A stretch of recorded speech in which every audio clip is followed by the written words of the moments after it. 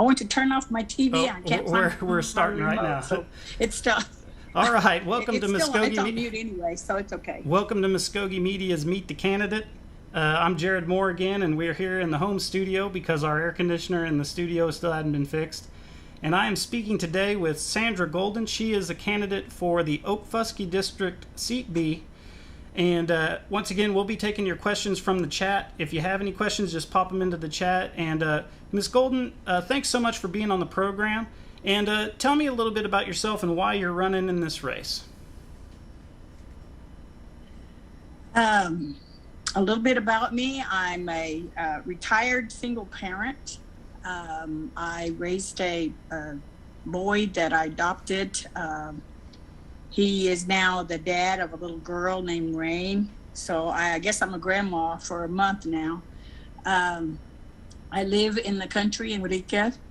I wasn't always here. I didn't grow up in Oklahoma, in eastern Oklahoma. I grew up in western Oklahoma. And so I didn't really know too much about Mvskoke Creek Nation until after I became an adult. I guess we came home on holidays to visit grandparents and cousins. After I graduated high school, I went to college. I went to Bacone and got my A degree. Then I went to Weatherford and got my bachelor's degree, and went to all parts unknown after that, working in different Indian programs. Ended up at Haskell Junior College. I became a program director there for a substance abuse program in prevention. Decided that I wasn't qualified enough to do the things that I wanted to do, so I got into a master's degree program at Berkeley, California, and stayed out there for 2.5 years, worked in San Francisco, and then I moved to New Mexico. And that was all until I want to say the end of the 70s. I worked with reservation tribes in New Mexico with the Pueblos for 2.5 years, 3 years, I think. And ended up working all over the country after that in different capacities. Over a period of time, that I applied to come back to Creek Nation because now I had my master's degree in public health, but it just never worked out. I came back after working with 5 different national Indian organizations in 1995. My mom had they were going to cut her leg off and she wouldn't let them take it off. So I think it was at that point in time when she recuperated. She was trying to get her medicine straightened out, contract health, commodities, different kinds of things. And I learned that there were just lots of problems that especially elders were encountering.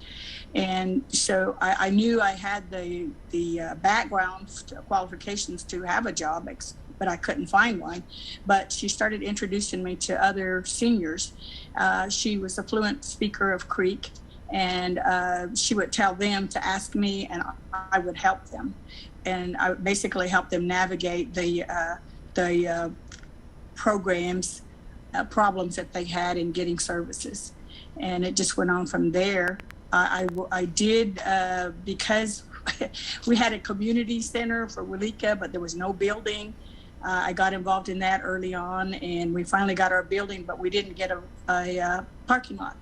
It was mud, dirt, and we couldn't get commodities or social services to come to our community because they couldn't come and park their vehicles in our parking lot. And nothing just seemed to happen. So we did have representatives, but it just seemed like they didn't do anything. So that's when I decided to run. I think the first time I ran, I didn't get it. The next time I ran, I got on. I did 2 terms.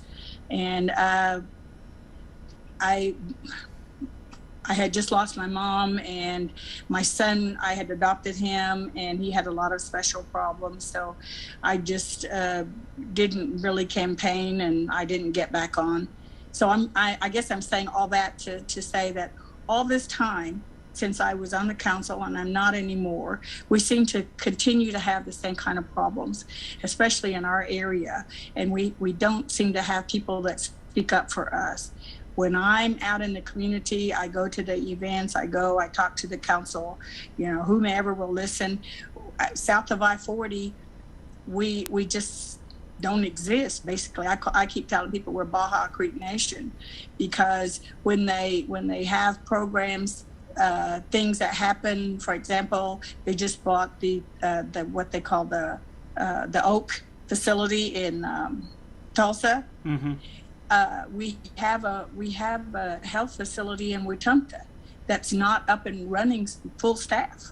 And to me, why didn't we put the money over there? We have a big new hospital in Okemah, but it's not fully staffed.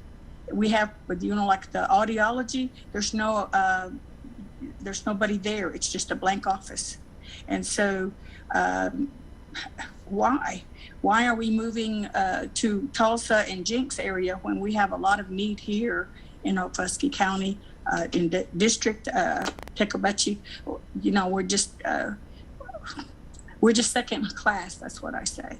So I'm running to see if we can do better. I don't like to say bad things about people, but I know we can do better. And I'd rather be a part of the solution more than I want to be a part of the problem. Okay. So I guess basically that's it. All right. We've had a question pop up while you were giving your statement there. Here's the question. Okay. As a council rep and/or citizen, what action have you taken to address the protection of our reservation? Protection of our reservation? Yeah. It's interesting you should say that, because there have been some things happening in and around where I live, and it had to do with the law enforcement. And so I've called and talked to our new Light Horse chief, and I've talked to some of the investigators to find out what citizens, since that McGirt has changed, what do we need to look for as far as assistance. I know that people, when something happens and they call me, I say, well, the Light Horse police are the ones that we need to call, because we don't call the county because they don't have jurisdiction. And so when we call them, what can we expect? Now in Okfuskee County, there has always been a problem with people of color, especially Creek citizens, getting picked up, getting harassed. And my concern is, once we do, we're transitioning right now. And so once someone gets picked up by the local law enforcement, we don't have money to pay for an attorney. If our family gets together and they get us out of the jail, then we don't get an attorney, because they say you can afford to bond yourself out of jail. You can afford an attorney. So what's the connection, and what are we going to do when this happens? More than that, if something happens, like you get somebody comes and steals all the stuff at your house. That's happened to me at my dad's house. We called the Light Horse police. It took them almost 2 days for them to find where I was talking about, trying to give them directions. And what can we expect?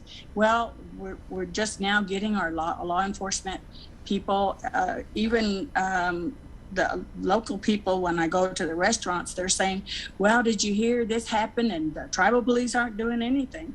So, we have to, we're in a transition, like I said. So we have to tell those people too that it's not our tribe, it's not our nation. We have to work with the federal government. And so when you say that things aren't happening, it's because the federal government isn't doing what they need to do, so we can do what we need to do. So I'm not sure if you understand what I'm saying, but not only did I go to the Light Horse Police and find out what that is, I also called the AG's office. Because there are some people that's caught in the middle of where do we go if we have a court case. And the AG's office told me that they're not answering any questions. So who do we go to?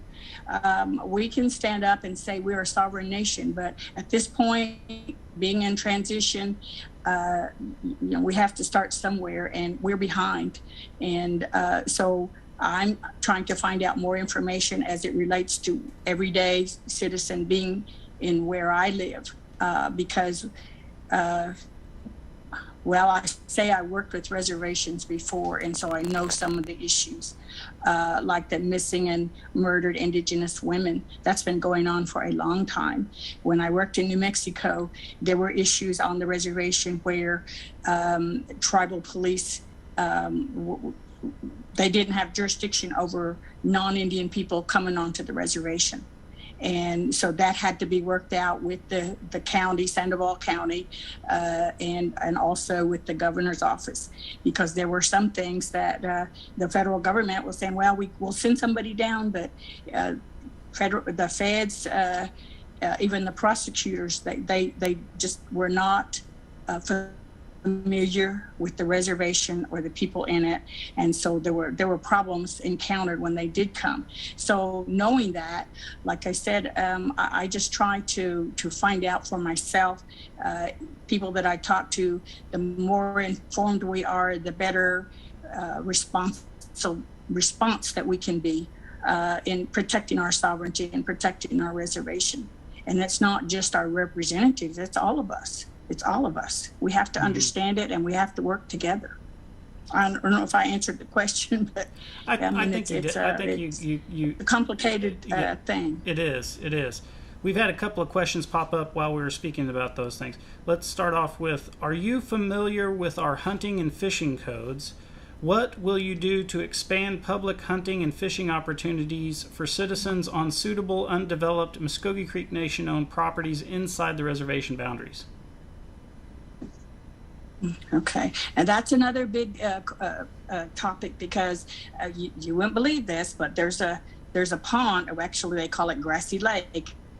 The road goes right through this water, and there's people that already say you can't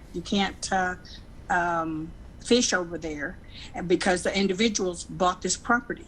So we're going to have to go back to all of that property, and the person who says they own that property, they own the water, and so I don't know how I know that our codes aren't up to snuff, because what it does is only covers the restricted and non restricted and what's the other one, properties, allotted lands that haven't been haven't been taken out of trust.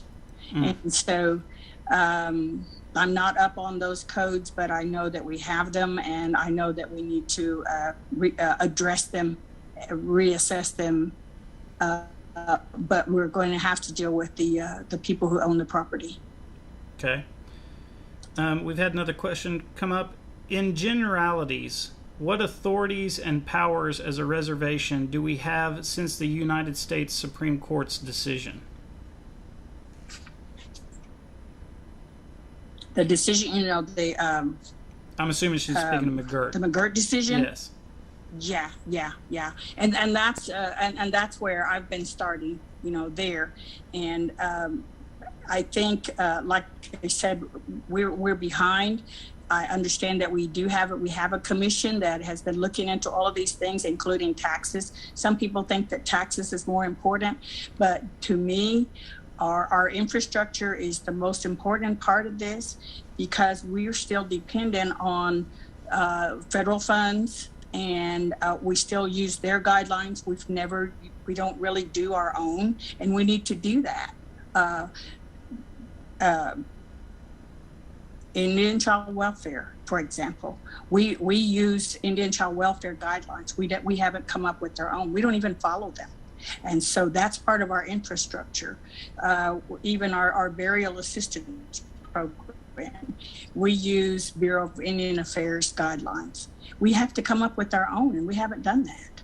And until we start doing that and get that foundation settled in, then we can start exercising our sovereignty in each of these areas to protect our reservation and to become a sovereign nation, because we're not. We say we are, but we're not doing it. Not yet. Okay. We've had another question pop up. would you support citizens exercising their rights to organize a tribal town under our Constitution whose membership eligibility would be restricted to only less than a quarter blood quantum citizens? And that wouldn't, there was this was tried several years ago with Nachi Nation. They were here in Wilika, and I was a part of their, I guess you could say, meetings, and we were going through the process and stuff. But they were saying that we would have to go back to the Constitution because there were some things that needed to change. And there, I can't say whether I would support it or not because I don't feel like I have enough information about it at that. And this was probably in the early 2000s when Nachi was trying to do that. And because we bumped heads with so many people, I think we just gave it up. And what we did was just focus on children. And they eventually moved to Gore. Those people did. So I would say I would really be in favor of looking at it and seeing what we could do, because all citizens are citizens of our nation, and they all have rights. Okay. While we're waiting on another question, I've got one of my own. You're running in Okfuskee District, and the incumbent there is Travis Scott. Could you kind of compare and contrast yourself with Mr. Scott, or what would you say to a citizen who is going to vote for the incumbent to try to convince them to vote for you instead? I would say what I bring to the table is more experience and more qualifications. Like I said, I don't like to talk, I'm not trying to talk bad about anybody, but I have a varied background of working with lots of programs and even working with other tribal nations. I haven't been stuck in just one job, being a salesperson or even owning a shop where I sell things. I've done that, but I've done an awful lot of other things, and I've been very involved in our community, not just Wilika, Okima, in other districts as well. For the past 10 years, I have been to all of the areas when I worked in conducting the football camps, and we've done that with the schools. We started out at Wilika, and my deal was we have to have something for our kids, and we don't. In our small rural schools, we don't have a lot of resources. So I got this idea, talked to these people, wrote it up, got a budget together, wrote the legislation, and took it to the council. And we got it funded for the first year, and every year we've done it. The past 4 years, we've done more than 3 in the summer. And I think last year before COVID, we had 9 camps. And not only did we just have a team of people come and work with the kids, I had to work with the schools. The schools have to let us come onto their property. So there's things that we have to do there with not just the coaches, but the superintendent, the principal, and then the communities, because our community has to be involved. It's their kids. And so I would go to the meetings, community meetings. So a lot of the communities knows me from working with our kids. Now I haven't seen any other council member do that. And I'm not a council member. I'm just a volunteer in the community. And that's one of the things that I've done. Last year, whenever we had I guess they call the care money in our, especially like I say, in a rural community, people don't have access to computers and internet. A lot of the seniors don't even know how to use them. I'm a senior and I'm still finding out how to do this. Mm-hmm. So when people were saying, well, how do we get the applications? Where do we go to sign up? How are we going to get the money? And so I took it up on myself to start calling people, find out, get these applications. I said, okay, well, I'll go to the community center. Well, because of COVID, the community centers were closed. And couldn't get the, they said the chief ordered all these communities closed, so we cannot go in the facilities. So I took my table, my computer, my laptop, my printer, and I go over and people that called me, I said, come to the Indian Center. I'll be there outside. And I plugged it in outside. And I think over a week I helped about 50 people, and I'm sure that I did at least 100 more of just handing out applications to people. And I had paper. I went to the Wetumpka office, and of course you couldn't go in, so I'd have to have somebody make copies for me. And that, you have to work with people in order to get what you want. You got to get done. And so they are calling me now about the rescue monies that we have available. So I'm trying to find out information on that too. And I don't work, so I would be a full-time person. I am a full-time person working for the citizens. And I think I think those things are all different with me and versus the current representative. Okay. So we've had a couple of questions pop up here from the chat. I'm just going to try to move through them here. Your thoughts about the chief waiving our sovereignty regarding our Indian children, and what are your plans? I'm not sure if I understand waiving our rights as children for our children, but I've worked with this Indian child welfare thing on my own since 1995, if you really want to. I became a foster parent for my niece, actually, and bumped heads with the people because there were things that in the guidelines that say these are the things that they were supposed to do. And when I kept telling them they're not doing it and it is hurting this child, they told me that I'm being a bad parent, and if I wasn't going to be nice to them, they were going to take my child. Mm-hmm. And I told them they couldn't do that because they placed the child here. Well, they took her and they put her in the orphanage in Mvskoke. And no matter who I talked to, no matter what I did, they would not let the child come back to me. And so I know how it is. And I talked to council members, I talked to program people, I went all the way to the chief, and they kept telling me that there was nothing they could do. So that little girl was 13. She has scars for the rest of her life, and it still hurts.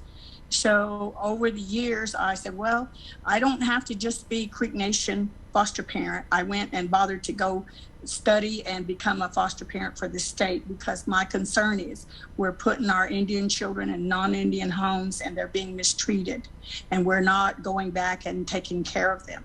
When we lose our children, we lose our part of our culture. They're not going to be here in our community, and they're you look around and they're going to be assimilated into other families, other races. And so to me, it's very, very important that we reassess what's going on with our guidelines for our children. And we need to do more. Absolutely. Make them a priority, because and you won't believe this, but I'm already working with two people now. And one girl, she lost her kids 2 years ago. And I even went to the state. I've gone to the court with them. And so she still calls me, and now she calls me her aunt, because I'm still there to support her. There's not a whole lot I can do, but I do go with her and find out. I've gone to the training they've had, and I've stood up as a foster parent, and I'm saying, you people are not following the guidelines, and you say that we are protecting our children, and we're not. And so, if nothing else, I'm going to work very hard to get those things changed, because children are our future. Our children are. Okay. We've had a question here. Do you believe the Oklahoma Turnpike Authority has the authority to collect tolls on vehicles registered to Mvskoke citizens for travel consisting of being entirely inside the reservation boundaries? Yeah. Right now, they're doing it because we haven't stopped them. And if we were prepared, we could have already been saying, okay, you know, it's like, I don't know how many people remember last year when COVID was going through the Pine Ridge Reservation, and they said no people coming in through the reservation. That was exercising their rights as a sovereign nation. And we could do that. We just haven't prepared ourselves to do it. When we knew that this might happen, we should have been talking about what we were going to do when this happens. Maybe because we're always used to failing and not winning, and finally we won. We don't know how to act. So I think that's really an important thing. We could have had that all planned out, and we could have sat down with, gotten meetings with the governor already. It's been a year, but we could have said, tax this, pay this, all of our water, our land, everything comes right through our reservation. And so, we can put a stop to all of this. We can't. But we have to be prepared for it, and we're not. But I don't know how. I know we have a commission on it, and I don't know how much they work. But I think they established it last year, and so we celebrated a whole year, but I really haven't seen anything come out of that. So we need to push forward fast and hard. Okay, we've had another question here. Do you support allowing same-sex citizen couples being allowed to foster and adopt under our system? Yes. Okay, that was an easy one. All right, here's the next question.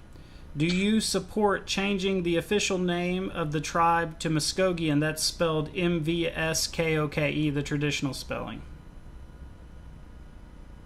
Yes. Okay. All right, this is the last question we have here in the chat, and if you guys want to, I would say to the audience, if you guys want to get any questions in here, we're at 27 minutes, so it's getting close to the end of taking questions from chat. Just go ahead and put them in there. But here's the question from chat at the bottom. Have you seen the show Reservation Dogs? Any thoughts about our representation portrayed on the show? Actually, I did. The day that they had it premiere, my son I had to keep the new baby, and so I had to babysit, so I didn't get to go. But I've heard people talk about it, and some people are saying it's kind of funny, and they're, you have to look past the language and things like that, and it sounds like it's really geared toward younger people, and I really, I guess, reserve my comments until after I see it. At the same time, I remember, this was years ago, working with a group of people, and we were trying to put a video together, and it involved substance abuse and alcohol on the reservation. And the young kids came up with something, and there was language in there. There was, they were showing how people look when they were drunk and under the influence, and the adults stopped them from doing it, and I'm saying, well, I didn't really like it, but at the same time, it was their idea of how we need to reach our kids. So so on that note, that's why I would reserve my comments about the Res Dogs, because I've heard different things, but I'm not sure what they're trying to do for the audience on it.